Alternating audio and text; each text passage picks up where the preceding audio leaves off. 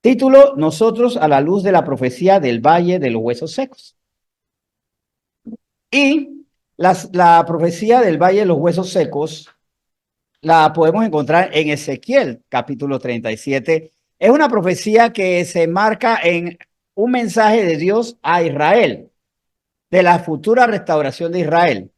¿Qué tiene que ver con nosotros? Bueno, vamos a ver qué tiene que ver con nosotros y por qué nos incluimos nosotros a la luz de la profecía del Valle de los Huesos Secos. Vamos a ver unos paralelos increíbles y nosotros somos el Israel de Dios. Y como tal, las promesas que se dieron a Israel vienen para nosotros, los beneficios y también la tarea que tenemos como pueblo de Dios. Vamos a Ezequiel 37 de los versículos 1 al 2, que nos dice lo siguiente. La mano de Jehová vino sobre mí y me llevó en el espíritu de Jehová y me puso en medio de un valle que estaba lleno de huesos y me hizo pasar cerca de ellos por todo derredor. Y aquí que eran muchísimos sobre la faz del campo y por cierto secos en gran manera. Esta fue profecía que dio Ezequiel a Israel. Por supuesto, toda profecía es correcta porque viene mensaje de Dios. Dios habla a un profeta para que muestre esto a un pueblo escogido. Bien, vemos que evidentemente la mano de Jehová colocada en este hombre y la sabiduría de Dios le llevó a entender qué iba a profetizar. Lo llevó en el espíritu de Jehová, o sea, el Espíritu Santo, y lo puso en medio de un lugar nada halagador, nada tentador en el buen sentido de lo agradable. No era un lugar agradable. Estaba en un valle que estaba lleno de huesos. Y vamos a ver que estos huesos estaban ciertamente muy secos, o sea, muy alejados de la vida. Entre más secos están, más lejanos estuvieron de tener vida. Extremadamente secos. Recordemos que estos huesos secos, si se quedan secos, polvo se convierten y ya, y a la tierra vuelven como polvo, ya sin esperanza alguna. O sea, podemos entender que estos huesos estaban cerca de perder toda esperanza, todavía. Él estuvo en derredor, estuvo rodeado de ellos. ¿Y qué profetizó? Y esto es curioso porque, ¿qué puedo profetizar a lo que está muerto? A lo que no tiene esperanza, a lo que está lejos de la vida. Normalmente en nuestra carne nosotros decimos, bueno, ya acabó, pereció, aquí no hay más nada que hablar. Sin embargo, Ezequiel, no por sí mismo, sino por lo que le mostraba el Señor, dice a partir del versículo 3. Vamos a leer del 3 al 6. Y me dijo, hijo de hombre, ¿vivirán estos huesos? Él hubiera podido decir muy bien, no, pero él muy consciente de que Dios siempre tiene la última palabra, y recordemos esto, Dios siempre tiene la última palabra en lo que nosotros vemos que ya no hay salida. Si él hubiera respondido en su carne, hubiera dicho, pues me parece que no, pero él muy sabiamente dijo, y dije, Señor Jehová, tú lo sabes. Me dijo entonces, profetiza sobre estos huesos y diles, huesos secos, oíd palabra a Jehová. Aquí hago un alto. ¿Cuántas veces el Señor nos presenta ante lo que está muerto, ante lo que no hay esperanza? Posiblemente el matrimonio, posiblemente nuestros hijos, ya no vemos esperanza en ellos. Posiblemente mi vida, ya yo no veo esperanza. Y me digo a mí mismo, esto se acabó. Esto no tiene salida. Punto final. Más bien aquí que imitemos al profeta que dice, bueno, tú sabes qué va a ocurrir con esto, para no cerrar nuestra mente, para no cerrar el libro, para no salir derrotados. Aquí entonces, con esa actitud, él escucha a Dios, porque cuando yo todavía le doy la última palabra a Dios, Dios habla. Y aquí me pongo a especular, y si él le hubiera dicho, Señor, se acabó, Dios hubiera podido hacer dos cosas, decirle, no, no se acabó, te voy a decir, lo hubiera podido corregir, hubiera podido cerrar el capítulo con él y busca otro. Pero ante un hombre con fe, viene entonces la palabra de Dios. Y cuidado que hay cosas que Dios quiere decir a través de nosotros, pero nosotros estamos cerrando los labios porque hemos cerrado primero el corazón. Esto ya no tiene solución. Este hogar mío, esto no se resuelve. Estos hijos míos nunca van a cambiar. Este esposo, esta madre, este padre, este país nunca va a cambiar. Más bien, entonces vemos aquí lo siguiente. Versículo 4 nuevamente. Bueno, no lo había leído todavía. Me dijo entonces, profetiza sobre estos huesos y diles, huesos secos, oíd palabra de Jehová. Así ha dicho Jehová el Señor a estos huesos. He aquí, yo hago entrar espíritu en vosotros y viviréis.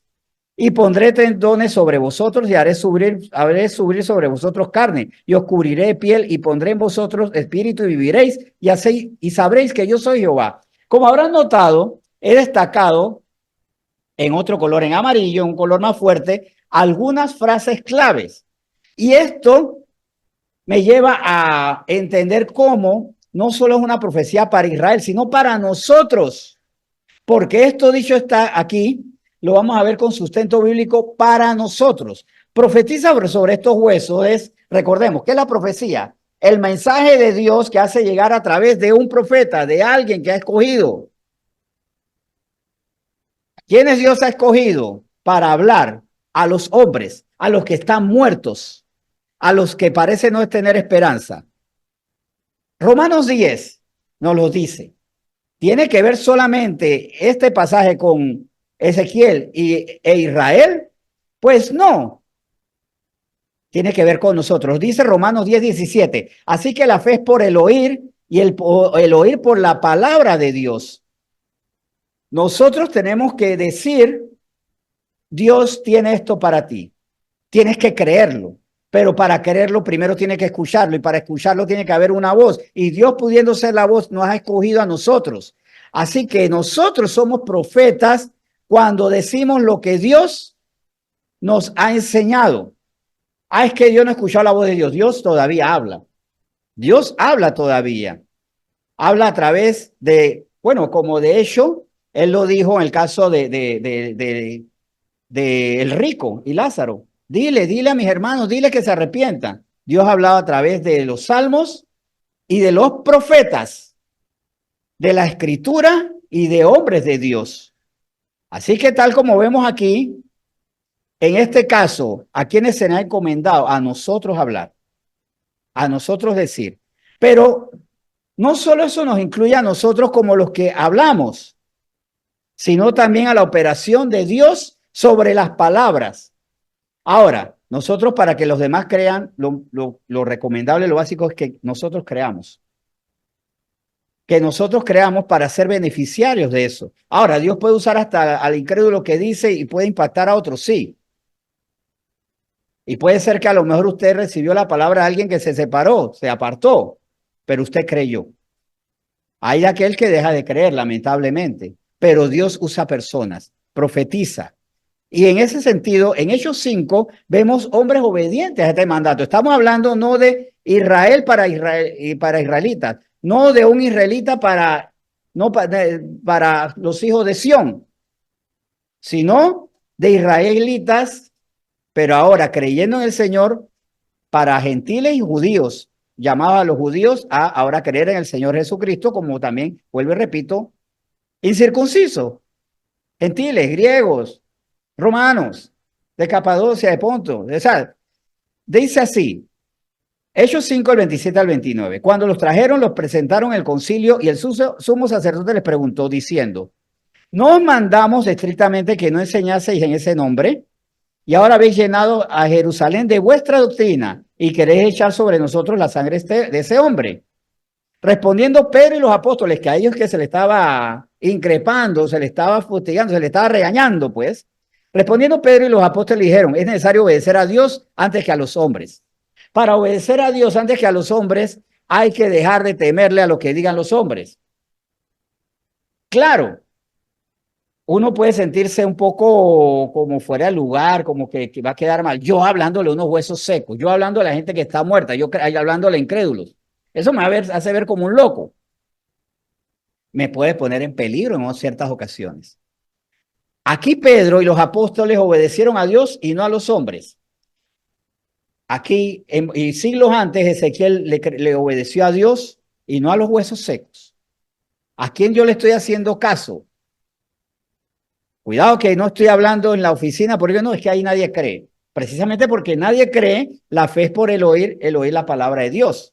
Tengo que sembrar esa palabra. Dice los versículos 30 al 32 de Hechos 5. El Dios de nuestros padres levantó a Jesús, a quien vosotros matasteis colgándole en un madero. A este Dios ha exaltado con su diestra por príncipe y salvador para dar a Israel arrepentimiento y perdón de pecados. Y nosotros somos testigos suyos de estas cosas y también el Espíritu Santo, el cual ha dado Dios a los que le obedecen. Ellos anunciaron, aunque se podían buscar problemas, y se los buscaron. Si algo vivieron continuamente los apóstoles fue caer de problema en problema, de azote en azote, de castigo en castigo, de persecución en persecución, de cárcel en cárcel. E indistintamente terminaron con muertes atroces. O en el caso de Juan, en un exilio doloroso también. Pero ellos obedecían a Dios y no a los hombres como hizo Ezequiel. Ahora, Ezequiel hablaba para Israel, Pedro y los apóstoles para todos los creyentes en Cristo. En eso nosotros tenemos parte en la profecía de los huesos secos. Ahora, en Ezequiel 37, volvamos a Ezequiel 37. Porque, recuerden que de todas maneras, antes de enfatizar en Ezequiel 37, dice que profetiza estos huesos. Pero ¿qué tiene que ver con hago entrar espíritu en vosotros? Recuerden que Pedro dijo que quienes iban a recibir el Espíritu Santo, los que creyeran en su nombre. Los que, por tal razón, como dice el versículo 32, y nosotros somos testigos suyos de estas cosas, y también el Espíritu Santo, el cual ha dado Dios a los que lo obedecen. ¿Quiénes reciben? Los que creen, los que le obedecen. O sea, se habla aquí también de recibir al Espíritu de Jehová, al Espíritu Santo, el Espíritu de Dios, el Espíritu de Cristo. Y por eso dice, pondré espíritu y viviréis. Y sabréis que yo soy Jehová, también lo hubiera podido destacar, porque como sabemos que somos hijos de Dios y que somos de Dios por medio del Espíritu Santo que nos guía y nos revela estas cosas. Tiene que ver con nosotros, ¿verdad? Pues más tiene que ver con nosotros en Ezequiel 37, en los siguientes versículos, del 7 al 9. Dice, profeticé pues como me fue mandado, así como Pedro y los apóstoles. Profeticé pues como me fue mandado. ¿Por quién? Por Dios, obviamente. Y hubo un ruido mientras yo profetizaba, y aquí un temblor, y los huesos se juntaron, cada hueso con su hueso. Cada muerto con su muerto, cada sin esperanza con su sin esperanza, podría ser también. Y miré, y aquí tendones sobre ellos, y la carne subió y la piel cubrió por encima de ellos, pero no había en ellos espíritu. Todavía había un problema, ¿no? Y me dijo, profetiza al espíritu, profetiza, hijo de hombre. Di al espíritu, así ha dicho Jehová el Señor, espíritu ven de los cuatro vientos y sopla sobre estos muertos y vivirán. ¿Cuál es el espíritu? ¿Cuál es el espíritu aquí? Bueno, ciertamente nosotros recibimos un espíritu que nos da vida, lo que se llama el ruaj. ¿Qué fue lo que dio vida al cuerpo de Adán, que fue hecho del polvo de la tierra, del barro de la tierra, del barro mismo de la tierra? El Espíritu de Dios. Y di al Espíritu. Así ha dicho, Espíritu en mayúscula, ven de los cuatro vientos. El Espíritu Santo ven y sopla sobre estos muertos y vivirán. Asimismo, como el Espíritu de Dios fue soplado en Adán y tuvo vida, aquí se anuncia también a estos que están muertos, habiendo tenido alguna vida una vez, vas a recobrar la vida. Aquí hay una diferencia entre Adán y estos huesos secos. Adán todavía no había respirado, no tenía vida, no tenía conciencia de nada. Estos huesos tuvieron una vez vida y por eso él los comienza a reconstruir. Donde había tendones y desaparecieron, comienza a haber tendones. Donde había carne, comienza a haber carne nuevamente. Pero le faltaba algo. Ahí hablamos de un nacimiento posterior. Tuviste vida, pero vivías como muerto y como muerto estabas. Y tienes que nacer de nuevo. ¿A qué nos suena a nosotros eso? Al nuevo nacimiento que le dijo Jesucristo a Judas, perdón, a Nicodemo, perdón, que lapsus, a Nicodemo. Bueno, Judas también recibió el mensaje de salvación, pero él lo rechazó. Nicodemo recibe este mensaje de nacer, la necesidad de nacer de nuevo, pero ahora en el Espíritu. Ezequiel 37:10. Y profeticé como me había mandado, y entró espíritu en ellos, y vivieron y estuvieron sobre sus pies un ejército grande en extremo. Se multiplicó la vida, o sea, huesos secos cobran vida y son una multitud. ¿Por qué? Porque un hombre obediente anunció, profetizó la voluntad de Dios, sopló sobre ellos porque le dijo al Espíritu, anunció Espíritu, entra a estos hombres, entra a ellos, toma parte en ellos para darle vida, porque el único que le puede dar vida es el Espíritu de Dios. El Espíritu entra a ellos y se levantan. Estuvieron sobre sus pies. Estos huesos descoyuntados se unen, tienen carne y se levantan. En Hechos 13 vamos a ver lo siguiente. Hechos capítulo 13. Esto tiene que ver solamente con Israel, con algo que va a ocurrir, porque esto todavía no ocurrió en Israel. La ventaja es que ya ocurrió en todos los creyentes. Pues dice Hechos 13:47, porque así nos ha mandado el Señor diciendo, te he puesto para luz de los gentiles, a fin de que seas salvo para salvación hasta lo último de la tierra. El Señor nos ha mandado a los gentiles para anunciar el evangelio, profetizar la verdad de Dios. Si creemos que Jesús se levantó de los muertos, creyendo en nuestro corazón, será salvo. Ese es el mensaje que nos da a nosotros salvación. Tú estás muerto porque la paga del pecado es la muerte, mas la dádiva, el regalo de Dios, el Espíritu que nos levanta, es vida en Cristo Jesús. Eso lo podemos ver en la carta a los Romanos. Hay un mensaje que da vida. Parece muy sencillo, pero sin embargo para nosotros es duro. Porque decimos no hay Dios, porque decimos no lo creo porque he pecado mucho y una barrera de la salvación es a veces nuestra propia culpa. Yo no puedo creer que alguien como yo sea digno de salvación. Señor, ¿estás seguro que no estás mirando a otras personas? No, a ti porque eres un hueso seco, porque necesitas el milagro de la restauración y pararte en pie con un ejército de personas que creyeron y fueron levantados. El profeta es puesto para esto, así como Ezequiel, nosotros para hablar a los gentiles. Él para Sión, para Israel, para el pueblo escogido, sacado de Egipto, nosotros sacados de la esclavitud del pecado, porque nosotros también hablamos a personas que están muertas, esclavas del pecado, para que sean libres y tengan vida eterna. Volvamos a Ezequiel 37 para que veamos cómo estamos reflejados en esta profecía. Dice Ezequiel 37, el 11 al 12. Me dijo luego, porque siguió esta conversación entre Dios Ezequiel y Ezequiel anunciando, porque yo cuando escucho la palabra de Dios es para anunciarla, para decir, para llevar a otros a la vida. De hecho, este tema fue dado en el oratorio, orando, Señor. Es más, fue muy simpático. Antes de preguntarle, Señor, ¿de qué tú quieres que yo hable? Que es una pregunta que me gusta hacerle, Señor, ¿de qué tú quieres que hable? El Señor en su soberanía y libertad me mostró, quiero que hables de los huesos secos. Gracias, Señor, porque te me adelantaste a la pregunta. Apenas estaba en ese tiempo en que estaba buscando la verdad y tú me la mostraste. Ahí con mucho más razón. El Señor irrumpió, como irrumpió en muchos profetas, que los levantaba, que se les mostraba, se los llevaba en el espíritu y le decía, háblame de esto.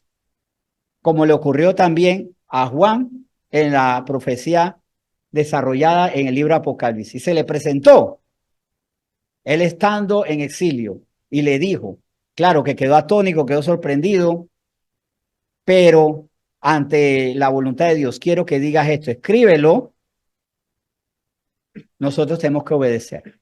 Dice, y por eso sigue esta conversación, interesantísimo, Ezequiel 37, el 11 al 12, me dijo luego, hijo de hombre, todos estos huesos son la casa de Israel. He aquí, ellos dicen, nuestros huesos se secaron y pereció nuestra esperanza y somos del todo destruidos. Aquí hago un alto. ¿Qué le dijo? ¿Qué le preguntó? Recordemos, ¿qué le preguntó Dios a Ezequiel, ¿qué aquí con estos huesos? ¿Qué serán estos huesos? ¿Qué dijo Ezequiel? ¿Recuerdan? Tú sabes. ¿Cuál era el error de Israel? Se respondían ellos mismos. Miren, para no conocer la voluntad de Dios, hay una trampa, respondernos nosotros mismos. Así es que no conocemos la voluntad de Dios. Estamos viviendo una situación de sequedad, de muerte, y nos respondemos a nosotros mismos. Ezequiel no, él no andaba por vista, sino por fe. Tú sabes qué quieres hacer.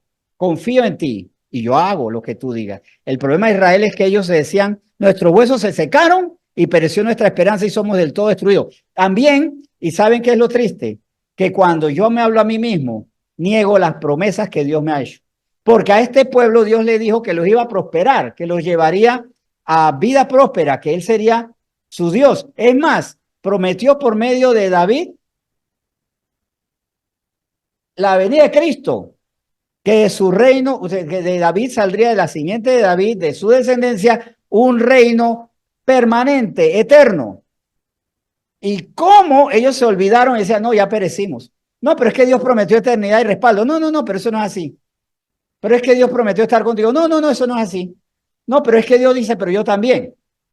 ¿Y sabes qué? Mi pesimismo reemplaza a Dios. Mi depresión reemplaza a Dios. Y pongámonos a pensar cuántas veces nuestra tristeza le cierra la boca a Dios. Lamentablemente, qué atrevimiento, ¿no? Y borra las promesas de Dios para creerle al Dios tristeza, al Dios pesimismo, al Dios ya esto no va para ningún lado, al Dios que pareciera que es infiel, porque Él me dijo que estaría conmigo, pero estoy en estado de hueso.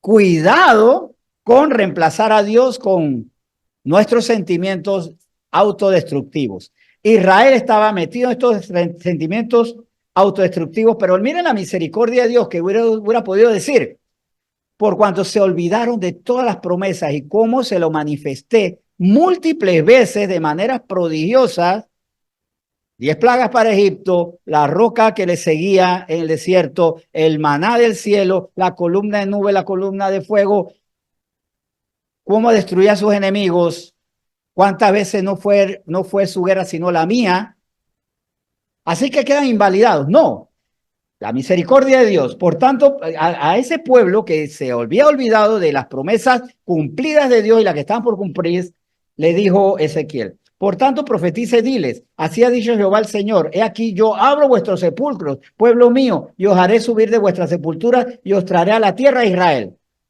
Ustedes me están fallando, pero yo no, porque Dios no es hombre que mienta, ni hijo de hombre que se arrepienta. Pero qué pena que nosotros a veces como hijos de hombres mentimos y nos arrepentimos. Porque decir que lo que Dios dijo no es verdad es mentir, porque Dios siempre dice la verdad. Y cuidado que muchas veces mentimos por la depresión, por la tristeza, por la derrota, por el pesimismo. Cuidado. Si Dios nos ha dado algo, Él lo va a respaldar, a menos que seamos nosotros los que renunciamos. Y la Biblia está repleta de personas que renunciaron. La primera que me viene a la mente, por ejemplo, Esaú. Recibió el tesoro de la primogenitura. Él no lo hizo por depresión, sino por irse detrás de sus apetitos, de sus deleites. ¿Cómo vendemos la primogenitura? Lo que Dios nos da, lo divino. Y él dijo, a pesar de todo, y aquí vemos la gracia manifestada para Israel. En Juan 5, vamos a leer esto para seguir encontrando los paralelos. Juan 5, el 19 al 21, ya había sanado al paralítico de Betesda, ¿verdad? Y estaban los críticos. ¿Quién eran los críticos? Los judíos. Las autoridades religiosas judías de la época ciegas tenían la palabra. Y cuidado, saben a veces por qué estamos ciegos, porque tenemos la palabra, pero no el espíritu. Palabra sin espíritu es un religioso informado, pero también puede ser un incrédulo erudito. Sabes, pero no crees, y eso no te vale. Es muy fácil ser incrédulo leyendo Biblia, simplemente no creyéndola, no viendo las señales, no siendo guiado por el Espíritu Santo. Aquí en Juan 5, 19 al 21 leemos, respondió entonces Jesús y les dijo, de cierto os digo, no puede el Hijo hacer nada por sí mismo, sino lo que ve hacer al Padre. Porque todo lo que el Padre hace, también lo hace el Hijo igualmente.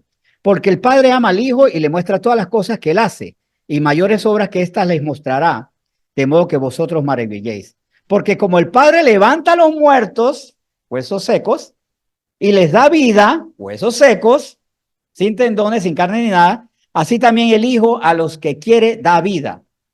O sea, que por medio del Padre se profetizó la restauración. El Padre mismo dice, voy a restaurarlos. Claro que la Trinidad está ahí, siempre la Trinidad está haciendo todo, pero la Trinidad se va a hacer efectiva, hacer eso cuando ellos reconozcan a Jesucristo, y esto estamos hablando de los últimos tiempos, como el Salvador, como el Mesías ignorado y repudiado por el judaísmo de hoy. Pero eso sí tiene que ver con nosotros, porque así como el Padre da vida a los huesos secos, Jesucristo nos da vida a nosotros. Vemos el paralelo que se está hablando de Sion, pero está hablando de nosotros, con la gran bendición, con la gran diferencia que ya nosotros estamos recibiendo esto. Ellos están esperando. Nosotros ya recibimos esto. Ellos se levantarán como una gran nación santa en los tiempos postreros, cuando ellos reconozcan, se llevarán el gran chasco mucho, si era Cristo, cuando sean engañados por el anticristo, porque van a ser engañados por el anticristo y ahí reconocerán y serán levantados. Dios mismo vencerá al enemigo, lo derrotará, acabará con los enemigos y los levantará. Bien, en los versículos 24 al 26 dice lo siguiente, Juan 5, de cierto os digo, el que oye mi palabra, como el profeta Ezequiel, ¿verdad? El que oye mi palabra y cree al que me envió, tiene vida eterna y no vendrá condenación, mas ha pasado de muerte a vida. Realmente el paralelo de huesos secos a hombres en pie, levantados, milagrosamente. De cierto os digo, viene la hora y ahora es cuando los muertos oirán la voz del Hijo de Dios. Están muertos como los huesos.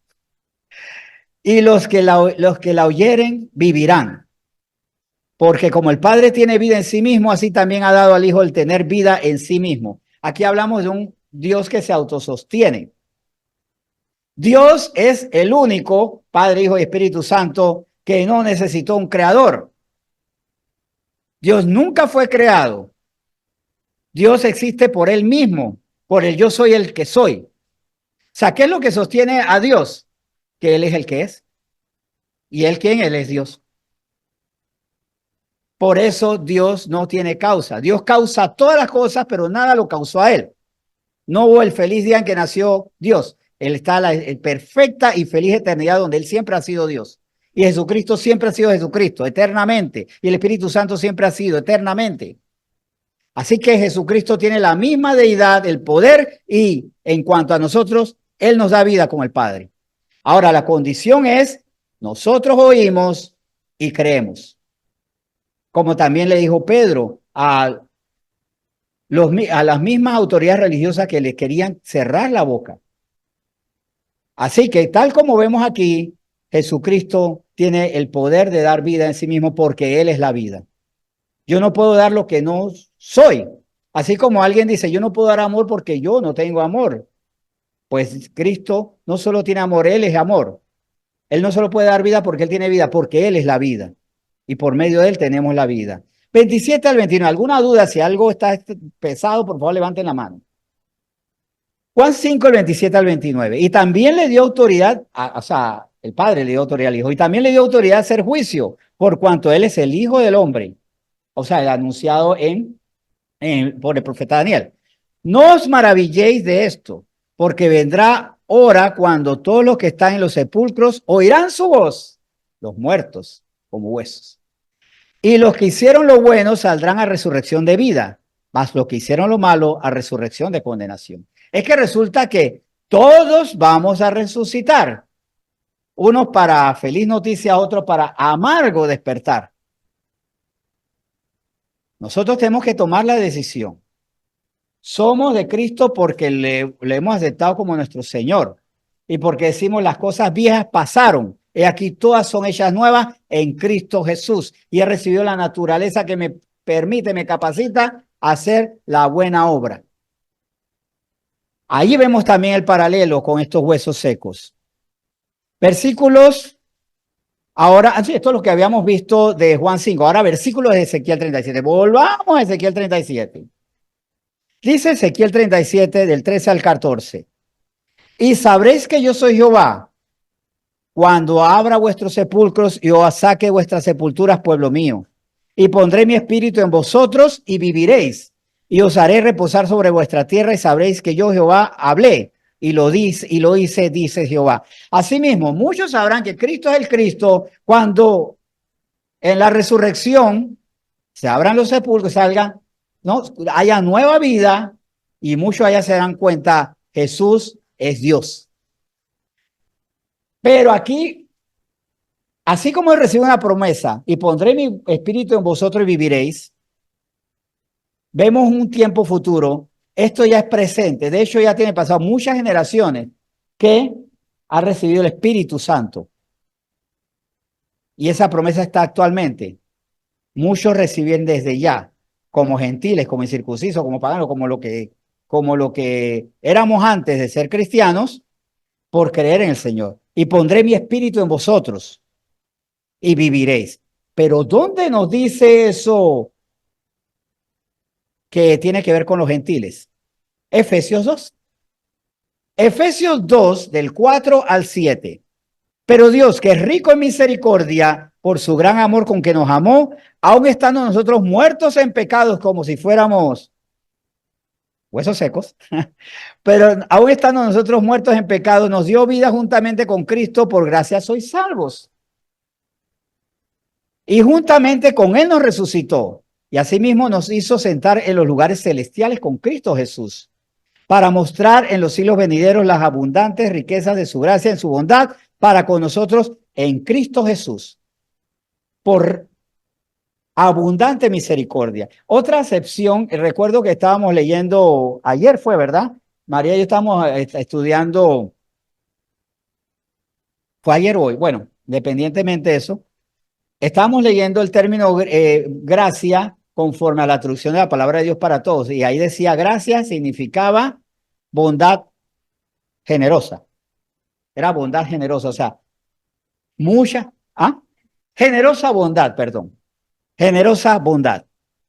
Asimismo, la generosa bondad de Dios con Israel, a pesar de que ellos habían olvidado y se habían dado por muertos.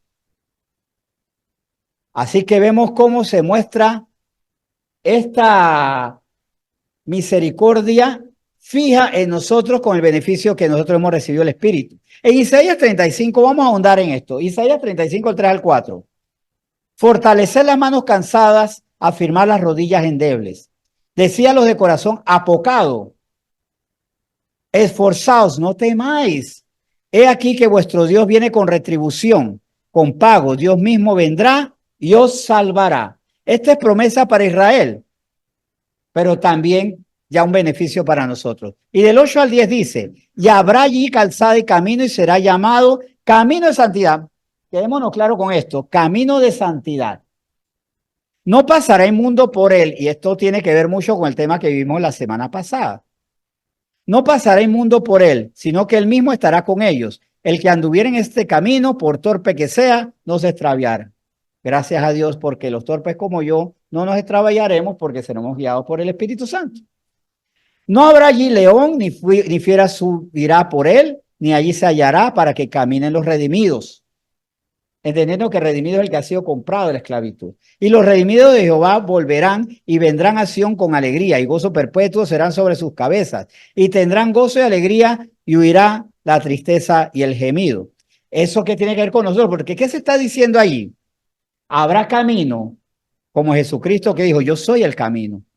El camino de Jesucristo. Pero ¿cómo será llamado este camino? Camino de santidad. ¿Y qué es la santidad? El proceso permanente de abandonar la vieja naturaleza pecaminosa. Más que abandonar el pecado es abandonar la naturaleza pecaminosa, la inclinación al pecado, convertirse en nueva criatura. Es el proceso dinámico de cada día, de decirle, Señor, ¿Qué hay en mí? Cuento como testimonio. Hoy estábamos también en el estudio de la mañana, mi esposa y yo, dispuestos a orar. Mi esposa tenía unas ganas de alabar, pero yo tuve un sentir. Y como yo estaba dirigiendo el tiempo, qué bueno, ¿no? Y le dije, todavía música no. Vamos a adorar, sí. Pero que primero como que hay algo que tenemos que ponernos de acuerdo con Dios. Y yo le decía, Señor, yo quiero que me muestres algo hoy. ¿Qué es pecado? ¿Qué es pecado? Todavía estoy viviendo. Se lo confieso porque todavía hay detalles que uno va encontrando.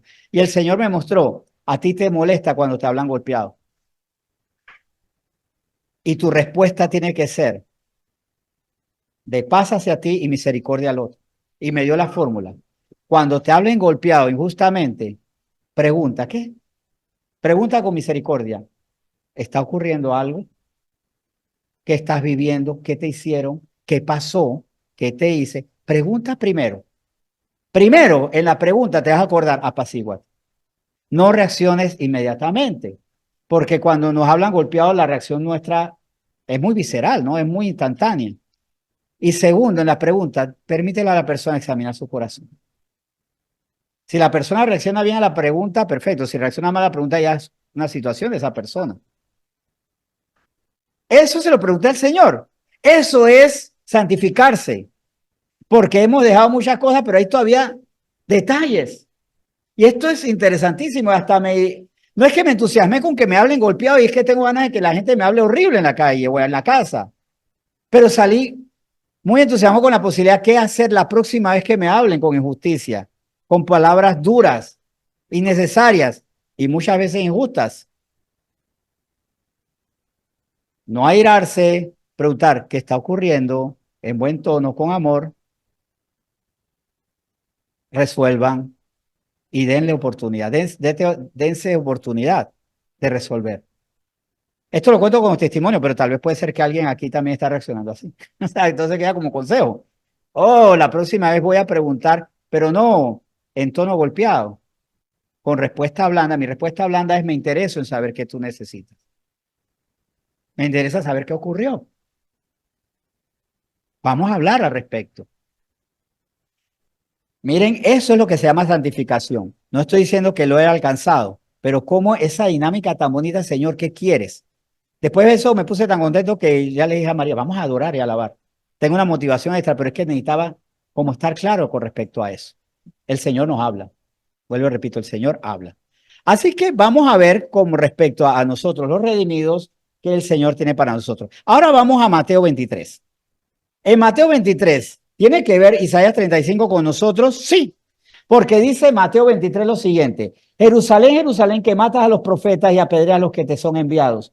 ¿Cuántas veces quise juntar a tus hijos como la gallina junto a sus polluelos, junta a sus polluelos, perdón, como la gallina junta a sus polluelos debajo de las alas y no quisiste?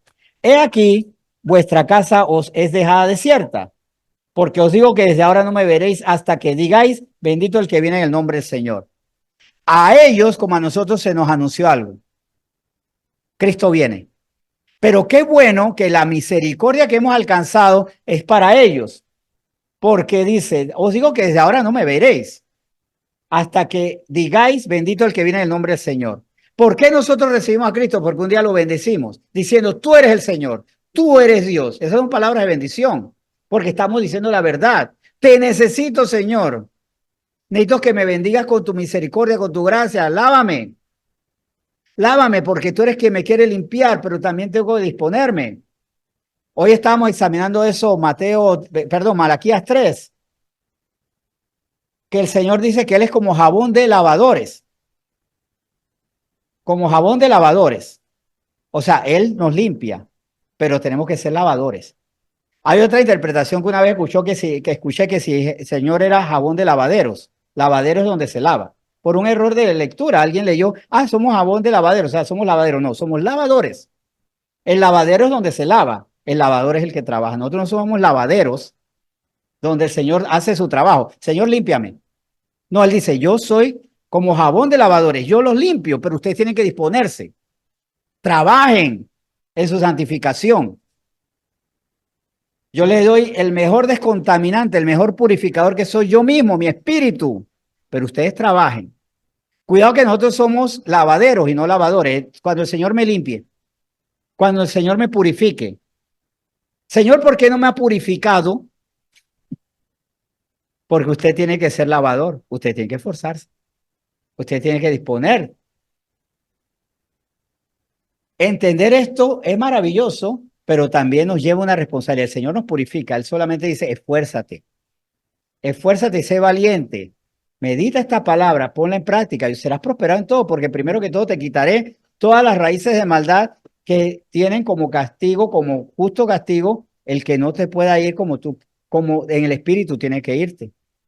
Yo te levantaré, pero tienes que tener nueva vida, tienes que ser nueva criatura.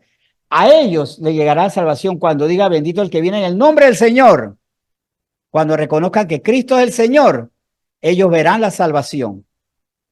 Serán su pueblo y serán levantados. Ellos están muertos, pero se hará alrededor de ellos huesos, tendones sobre ellos, alrededor de ellos carne, y será un ejército. Tenemos que orar por ello. Ahora, nunca ha pasado, sí, todo judío, porque esta profecía se comenzó a cumplir. ¿Cuándo comenzó a cumplirse esta profecía? Desde que Jesús estuvo en la tierra. Los primeros beneficiarios, todos los discípulos, ellos ya fueron pasados de muerte a vida. Los discípulos de los discípulos, los que se levantaron bajo la doctrina de los apóstoles, no es que solamente es para los últimos tiempos, desde el principio, para que los judíos no puedan decir no tuvimos oportunidad. Uno de los que pasó de hueso seco a cuerpo viviente fue el ladrón.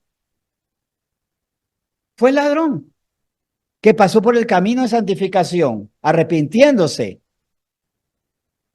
Él. Para que no digan entonces todas las generaciones, porque suena cruel, miles de años judíos que se perdieron. No, todos los que reconocieron a Cristo fueron salvos. Saulo, por supuesto, de Saulo a Pablo, apóstol de Jesucristo, reconociendo que el Señor fue el que los salvó. Y por supuesto Mateo, el autor de este evangelio. Reflexión final. Hemos recibido todos estos beneficios que ha sido prometido en totalidad para Israel, pero que judíos ya recibieron de antemano desde que Cristo anunció. Es más, antes que todos ellos se me olvidó decir Juan Bautista. Juan Bautista pasó de hueso seco a ser viviente, a pasar a la vida eterna. Pero nosotros fuimos injertados, fuimos agregados por misericordia de Dios, porque Dios nos ama. Ahora, dentro de esa reflexión, ¿cuál es nuestra posición ante lo que Dios dice? Yo te doy vida. No, yo creo que no, porque yo me he portado mal. Yo te doy vida.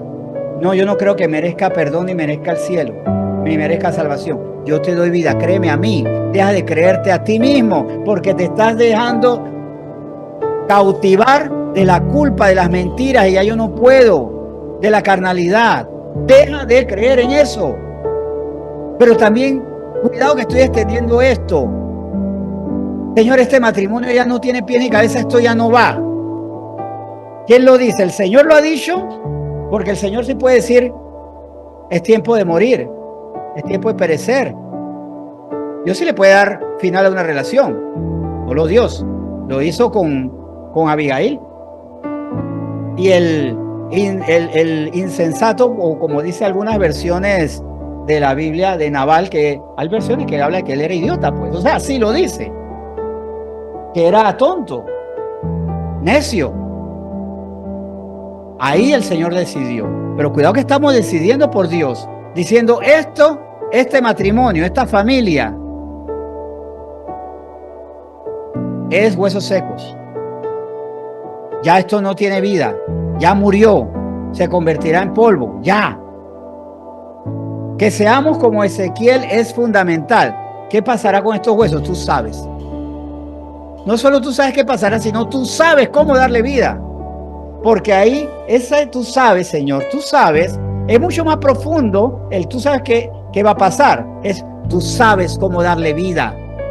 Tú sabes cómo convertir huesos en carne o darle carne. Tú sabes cómo huesos que están desparramados, levantarlos como un ejército. Tú sabes hacer una obra milagrosa que yo no sé. Por eso te la entrego a ti. Y es tiempo también de entregarle a Dios lo que nuestra carne, nuestro corazón hemos dicho, esto ya no tiene remedio. Que el Señor diga, sí, ya no hay remedio.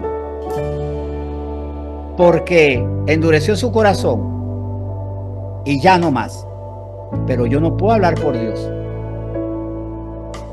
Judas dijo en su corazón, para mí no hay perdón, para mí no hay amor, para mí no hay esperanza. Olvidando las últimas palabras de Cristo antes de ser arrestado. Amigo, ¿a qué has venido? Amigo. Y Jesús, que no era mentiroso, todavía lo amaba como su amigo. Y estaba dispuesto a dar la vida por él, porque no haya mayor amor esto que dar su vida por sus amigos. Pero él no le creyó. Ahora, en los evangelios se habla del hijo el que se había de perder, el hijo de la perdición. No porque el Señor había decretado, ahora tú te tienes que perder, sino porque el Espíritu Santo, sabiendo que él se iba a perder, ya permitió que se supiera. Bueno, aparte que los evangelios fueron escritos posteriormente, pero ya el Señor sabía que él no se iba a arrepentir, que él se la estaba perdiendo. Cuidado con hablar por Dios, diciendo, huesos secos son, serán, y no hay quien pueda con esto. No hay quien pueda con esto, o sea, ni Dios. Cuidado. ¿Qué voy a hacer mientras tanto? Entréguele esa causa muerta a Dios y que Dios dictamine. Que Dios diga. Que Dios sea el Señor de los puntos finales. Nuestras tristezas no pueden ser el punto final. Nuestra angustia no puede ser el punto final. Nuestro rencor, ¿sabes qué? Yo quisiera que se levantara, pero le tengo rencor, así que se acabe. No puede ser nuestro rencor, nuestros sentimientos que salen de nuestra carne desconectada del espíritu, que le pongan final a las historias. Tenemos entonces que darle lugar a Dios como lo que es, como Dios, y darle gracias. También ocupando nuestro rol como profeta, digamos, no sé, barrios donde aquí donde se ve la muerte, país donde se ve la muerte. Pero para ustedes hay un beneficio. A los que la anuncian, tienen que creer. Crean que el Señor hará. Confían que ellos crean, pero nosotros también que creamos. Porque que no digamos, por aún, como Jonás, como él no le interesó Nínive, porque él estaba enojado, porque al final dijo, yo sabía que tú le ibas a perdonar. O sea, que la salvación de Nínive no le alegraba a él. Tenemos que limpiar nuestro corazón de sentimientos que van en contra de los sentimientos de Dios, porque Dios siente, y Dios siente compasión, misericordia, y quiere salvar. Yo estoy muy agradecido con el Señor por esto, por supuesto, por hablarnos a nosotros y por ponernos una tarea extra. Seamos Ezequiel. Demos vida a los huesos secos, anunciando. Anunciemos, creámosle al Señor. Nuestra iglesia está también con esa tarea. Toda iglesia sana, de sana doctrina, obediente al Señor, sabe que tiene que restaurar vidas.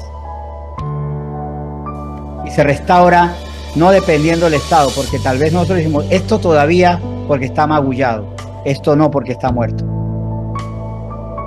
Deme los discípulos que todavía están en media crisis. Atendamos los casos posibles. Esto no es de Dios, decimos nosotros cuando sí es de Dios. Y le preguntemos al Señor, dime en qué valle debo estar. Llévame a los valles de sombra y muerte. Porque resulta que el Señor dice que Él está con nosotros en valles sobre muerte, su vara y su callado, porque Él nos lleva a esos valles. No temamos. Y más bien sirvámosle al Señor. ¿Oramos? ¿Estamos de acuerdo? Para orar mejor, estando de acuerdo, bueno, así haremos. Señor, muchas gracias por esta palabra. Gracias, Señor, por esta palabra con la que hoy tú nos bendices. Recordándonos que nosotros éramos huesos secos. Y si estamos aquí fue porque alguien profetizó. Es más, aquí en este momento nos vamos a acordar de esas personas. Si están vivas, bendigámoslas. Si ya no están con nosotros, si ya entraron en el sueño del Señor, esperando resurrección, démosle gracias por sus vidas. Gracias por esos profetas que creyeron. Incluso tal vez cuando llegaron, el barrio de nosotros no era como el más apetecible. Tal vez tuvieron que hablar por encima del ruido de los vecinos. Tal vez tuvieron que hablar por encima del aliento alcohólico de algunos de nosotros. Tal vez tuvieron que hablar con nosotros con la resaca de la culpa. Pero ellos no creyeron en que estábamos muertos, sino en que tú nos ibas a dar vida. Gracias por aquellos profetas que nos llevaron de la muerte a la vida. Gracias por tu fidelidad, por tu misericordia, por tu persistencia. Ahora, Señor, llévanos a imitar tu querer, que toda la voluntad tuya es que nadie se pierda, que todos sean llevados a la salvación en Cristo Jesús. Esa sea nuestra voluntad, que luchemos, que clamemos, que hablemos, que insistamos y que nuevamente oremos y clamemos, Señor, para que tú nos des la gracia para cuando hablemos con ellos. Tú quieres que tengamos ese sentir del buen profeta que te oye y hace y anda por fe y no por vista. Señor, bendito eres tú y gracias por llevarnos la muerte a la vida. Gracias por lo que has hecho con Israel desde los primeros judíos que creyeron y porque de cada generación tú has sacado a muchos de la muerte al convencerlo, incluso al pueblo de Israel, que tú eres el Salvador. Pero gracias porque al final de los tiempos en Israel tú te vas a mostrar, y cuando todo Israel comprenda que tú eres el Señor, tú lo levantarás. Vencerás en Israel por amor a Israel, porque la derrota del enemigo será en Israel. Ahí tú vencerás por amor a tu pueblo elegido. Y como precioso adelanto, gracias por ser salvos nosotros los gentiles, los incircuncisos, los que éramos paganos, los que éramos infieles. Muchas gracias, Señor. Bendito eres, te bendecimos y nos comprometemos a ser instrumentos tuyos para llevar a otros a la vida eterna. En nombre de Cristo Jesús, amén.